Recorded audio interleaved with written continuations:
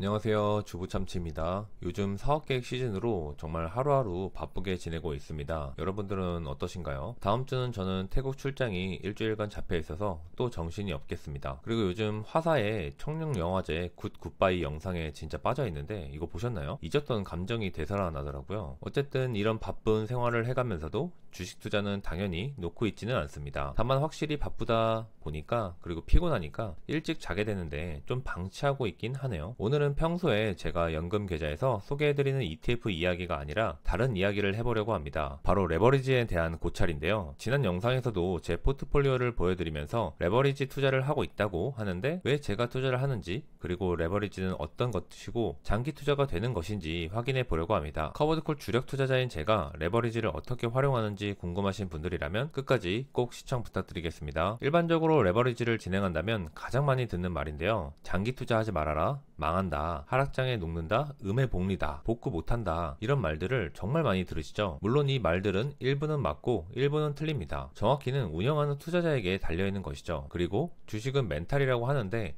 정말 그 멘탈의 끝판왕이 되어야만 버틸 수 있는 것입니다. 그래서 사실 전 코로나 전에 미중무역 갈등으로 인한 폭락이나 코로나 폭락, 인플레 폭락을 다 겪었지만 제 최대 하락률 경험은 마이너스 80%였는데요. 개별 종목이 아니라 계좌가 마이너스 80%였다는 의미입니다. 물론 이건 코인이긴 했었지만 지금은 다 때려치기 했습니다. 뭔 짓을 하면 대체 이렇게 될 수 있을까 지금 생각해보면 정말 대단하긴 했습니다. 어쨌든 이런 이야기들이 사실이라면 우리는 레버리지를 하면 안 될까요? 그런데 뉴스에서는 미국인보다 레버리지를 사랑하는 민족이 대한민국으로 나오는데 왜 그 많은 사람들은 하고 있을까요? 그리고 그 사람들이 전부 계좌가 녹아내려서 울고 있을까요? 그렇지는 않습니다. 그리고 전 더더욱 배당 투자자로서 높은 배당을 원하고 있는데요. 다만 이 배당 투자는 당연히 기술주에 비해서 속도가 더디죠. 그리고 그로 인한 포모도 옵니다. 그래서 저는 더욱 나만의 부의 추월 차선을 만들어 보려고 하는 것입니다. 25년 올해 그리고 11월 말까지 세이브로 기준 한국이 순매수 금액 현황입니다. 1위부터 50위까지인데요. 구글이 가장 크네요. 그리고 이걸 보면서 느끼지만 그래도 사람들이 레버리지를 많이 한다고 하지만 대표 종목이나 지수형을 더 기본적으로 가져가는 것을 볼 수 있습니다. 한 가지 조금 특이했던 건 SC, 요즘 정말 지옥의 시간을 보내고 있는 ETF인데 아직도 1조 원이 순매수가 들어왔습니다. 정말 대단하긴 하네요. 아직도 정말 많은 분들이 SCH를 투자하고 믿고 기다리시는 것 같습니다. 그리고 제가 노란 음영과 빨간 글씨로 체크한 것들인데요. 이 영상을 찍으면서 보니까 티커가 본주 기준으로 되어 있는 것들이 몇 개 있네요. 종목명으로 봐주시면 감사하겠습니다. 제가 직접 쳐서 찾다 보니까 조금 오타가 있었네요. 어쨌든 중요한 건 레버리지가 생각보다 많다는 것입니다. 그리고 대한민국의 사랑이죠. 테슬라 2배 레버리지인 TSLL은 레버리지 순매수 1위이네요. 무려 8,500억 순매수입니다. 한국인 보유 비중이 50%가 넘어가서 정말 핫한 종목이었는데 여전합니다. 그리고 코인 관련도 핫하고 최근엔 메타가 워낙 많이 빠지다 보니까 순매수 자금이 꽤나 많이 들어왔네요. 물론 이건 저도 보유 중입니다. 이렇게 많은 투자자들이 생각보다 훨씬 많이 레버리지를 투자하고 진행하고 있습니다. 순매수가 이 정도면 결국 회전율로 생각해보면 정말 엄청나겠죠. 거래량도 무지막지하기 때문에 사실 거래하기는 정말 편합니다. 우리가 레버리지를 투자하는 이유는 딱 이 차트의 결과값입니다. 그걸 기대하기 때문이죠. 다만 제가 정말 장기 투자자로서도 가능하고 레버리지로 보는 것은 딱 ETF 한 가지가 있는데 바로 나스닥입니다. TQQQ와 QLD죠. 물론 초장기로 보면 SOXL, 톡3라고 하는 반도체 3배도 가능하긴 하지만 정말 꾸준히 우상향하고 상승하는 날이 더 많은, 변동성이 더 적은 나스닥이 모든 걸 극복하고 수익률을 최고로 올려주겠죠. TQQQ가 2010년 상장했는데 그때 기준 1배, 2배, 3배짜리 수익률을 비교한 차트입니다. TQQQ가 26,000%가 올랐네요. QQQ가 1200% 올랐는데 정말 애교 수준이죠. QQQ에 20배가 올랐습니다. 근데 조금 수치가 이상하지 않나요? QQQ가 1200% 올랐으면 TQQQ는 3600%가 돼야 되지 않나? 라고 혹시 생각하시는 분이 있겠죠. 우리가 음의 복리로 레버리지가 횡보하거나 내려가면 녹는다고 하지만 반대로 양의 복리의 개념도 있기 때문입니다. 그 차이가 이 결과를 만들어낸 것이죠. 다만 저 차트를 보면 아시겠지만 엄청난 변동성을 견뎌야 합니다. 결과로 봐서 그렇지 저걸 과정에서 겪고 버텨낸다는 건 정말 힘든 일인데요. 개별 종목이면 사실 견디기가 거의 불가능하겠죠. 나스닥이기 때문에 견디는 것이 가능하다고 생각 중입니다. 그렇기 때문에 장기 투자도 가능하다고 보고 있는 것인데요. 그리고 왼쪽 차트를 보면 액면 분할을 하죠. 보통 상승장 끝에서 액면 분할을 합니다. 그 이유는 너무 가격이 커지면 거래량에 문제가 생기기 때문인데요. 레버리지를 장기로 가져가시는 분은 많지 않겠죠. 하지만 어쨌든 이렇게 가격이 높아지면 회전율에 이제 문제가 생기는 거죠. 그리고 레버리지 자체가 사실상 회전율 승부겠죠. 운영사에겐 그게 곧 수익으로 될 것이고요. 그래서 일부러 저렇게 특정 가격대가 되면 액면 분할을 해서 수량을 늘리고 가격을 계속 낮추는 작업을 하는 것입니다. 이건 반대의 경우도 있습니다. 대표적으로 SOXS의 이거 그 반도체 3배 레버리지의 숏입니다. 하락 3배의 ETF인데 반도체가 부진은 있어도 결국 위로 우상향합니다. 그러니 당연히 아래로 내려꽂는 일이 비일비재한데 상패를 피하기 위해서 반대로 액면 병합을 하기도 하죠. 결국 우린 레버리지도 롱으로 가야 한다는 의미입니다. 결과론적으로는 말이죠. 다시 한번 말씀드리지만 이건 나스닥의 경우이긴 합니다. 제 포트폴리오입니다. 매입가 기준인데요. 제가 한 10% 정도 레버리지 투자를 진행하고 있습니다. 레버리지를 투자할 때 가장 중요한 것은 현금 비중입니다. 한마디로 그냥 물타기를 할 수 있냐 없냐죠. 현재 당연히 열심히 물려 있습니다. 저는. 하지만 뭐 걱정은 하진 않고 있어요. 그게 왜냐면 가장 오른쪽 제가 부동산 보증금 다 빼주고 이제 다시 10월 말부터 단타를 시작했는데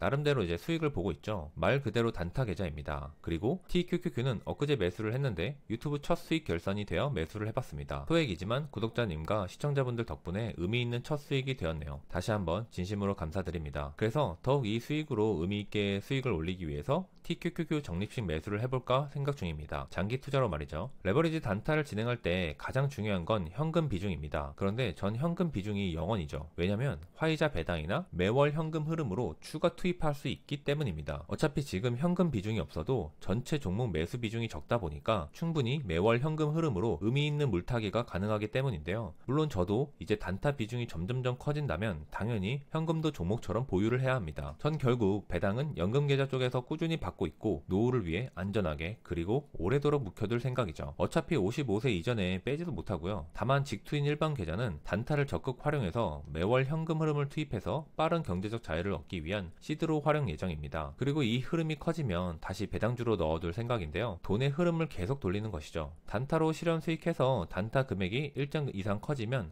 그걸 다시 커버드콜 ETF로 일정 부분 치환해 두고 다시 거기서 나오는 배당과 현금으로 또 과감히 단타를 진행하면서 풍차 돌리기를 할 생각입니다. 제 단타 전략인데요. 물려도 배당받는 현금으로 다시 재매수가 가능하기 때문이죠. 그리고 일부 배당으로 다시 취환하는 건 정말 금액이 너무 커지면 아무리 현금 비중이 있어도 멘탈 관리가 쉽지 않기 때문입니다. 저도 점점 큰 금액에 익숙해지겠지만 1000만원 정도는 지금까지는 물려도 뭐 일단 지금 생각이긴 하지만 마이너스 80%가 가도 아 그냥 그렇구나 물타야지 뭐 하겠지만 1억이라면 다르겠죠. 내 현재 경제 상황과 현금 흐름에 따라 과감하게 들어가고 나오는 게 가능하기 위해선 적정선이라는 것이 있습니다. 현재 제 기준 이 적정선은 2천만원인데요. 마이너스 70%가 가도 금방 제가 물타기 가능한 수준을 감안한 것이죠. 게다가 당연히 정말 장기로 물려도 물타기 하면서 버티면 우상향할 수 있는 종목들 위주로 합니다.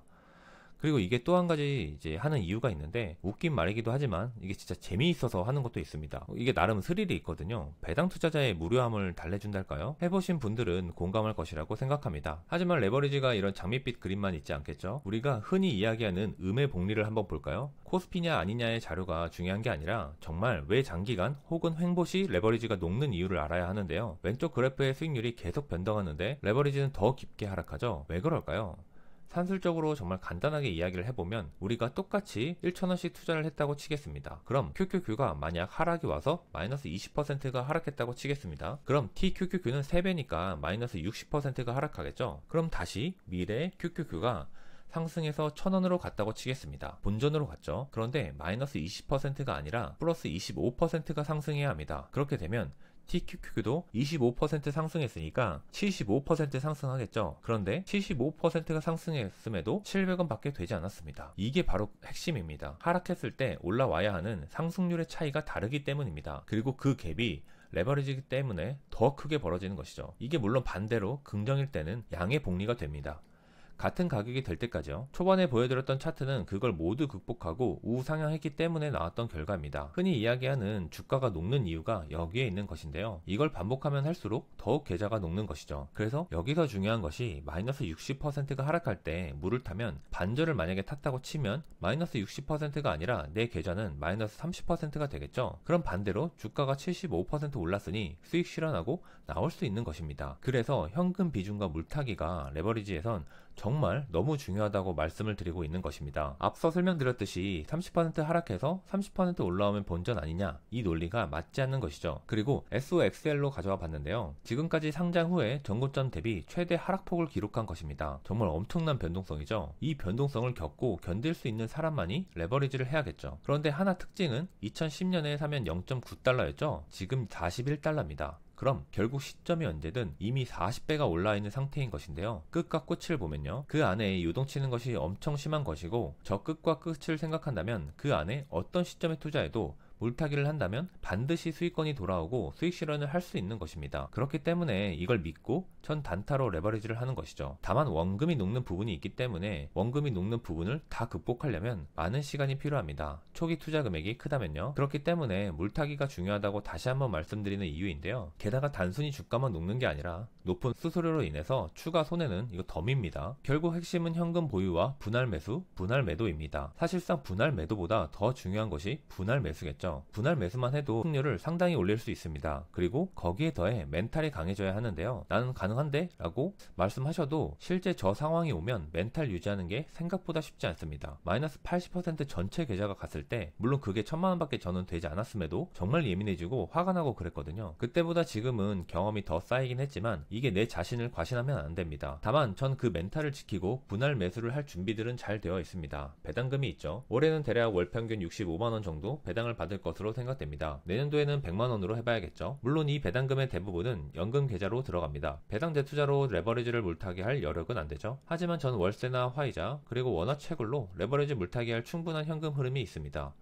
그리고 꼭 레버리지로 물타기할 배당금이 없더라도 내가 이미 배당금을 이만큼 받고 있다는 사실은 심리 안정에 큰 도움이 됩니다. 이미 고배당 투자는 배당 성장 흐름에서 이제 고배당으로 흐름이 변한 것 같은데요. SCH보다 DGRW보다 차라리 미래에 10% 배당금을 받을 바에 지금부터 10% 배당 받는 게 낫다는 의견인 것 같죠. 그러니까 커버드콜이 요즘에 더 핫한 것이겠죠. 20년, 30년 보면 배당 성장이 좋겠지만 누가 한 종목에 20년, 30년 장기 투자할 수 있을까요? 생각보다 많이 없습니다. 그리고 시드도 정말 많이 필요하고요. 그래서 제가 더욱 최근에 커버드콜 배당에 집중하는 이유이기도 합니다. 결국 커버드콜 고배당, 그리고 재미, 미래, 그런 가능성을 보고 레버리지 투자를 통해서 내 차의 속도를 올리는 것입니다. 한번 SOXL, QLD, TQQQ를 2010년부터 매월 100달러씩 투자했을 때 백테스트를 진행해 봤는데요. 결과는 놀랐습니다. 역시 당연히 TQQQ가 1등입니다. 무려 1억이 됐죠. QLD는 8천만원 정도가 됐네요. 결과만 놓고 보면 TQQQ가 확실히 좋습니다. 다만 그 안에서 하락률을 보면 당연히 3배 레버리지가 더 심하죠. 그래서 반대로 안정성이라고 하면 조금 웃긴데 레버리지에서도 장기 투자 적립식은 QLD를 더 선호하시는 분들이 많습니다. 저도 이제 딸아이 계좌는 일반 QQQ에서 QLD로 넘어갈 생각입니다. TQQQ를 모아가고 있지만